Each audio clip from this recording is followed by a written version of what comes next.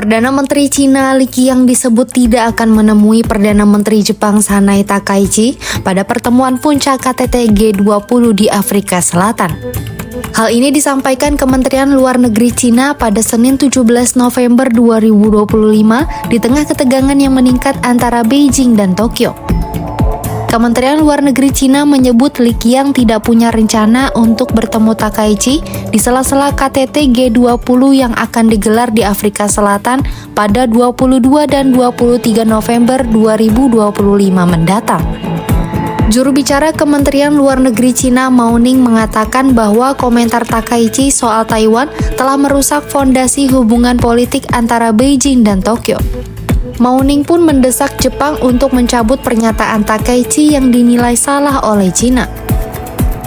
日本首相高市早苗发表错误的涉台言论，严重伤害了中国人民的感情，严重恶化了中日人员交流的氛围。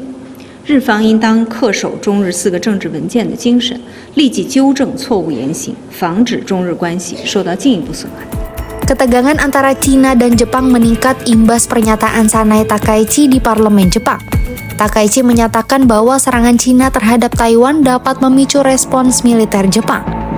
Ucapan ini dianggap Beijing sebagai tindakan provokatif dan berpotensi mengganggu stabilitas regional. Media Cina juga menyoroti peningkatan kerjasama militer Jepang dengan Amerika Serikat termasuk latihan yang dinilai menyentuh skenario konflik di Selat Taiwan. Situasi semakin panas setelah Cina mengirim kapal penjaga pantai ke perairan sengketa di Kepulauan Senkaku dan mengoperasikan drone militer di sekitar wilayah Jepang pada Minggu 16 November 2025. Penjaga pantai Cina menyebut langkah tersebut sebagai patroli penegakan hak di wilayah yang oleh Beijing diklaim sebagai kepulauan di Yaoyu. Sebelumnya, Cina juga kembali mengeluarkan peringatan kepada warganya untuk tidak melakukan perjalanan ke Jepang.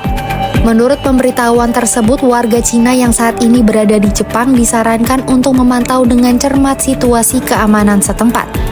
Peringatan itu muncul setelah Kementerian Luar Negeri Cina melihat adanya penurunan keselamatan publik di Jepang dengan seringnya terjadi insiden yang melibatkan warga negara Cina.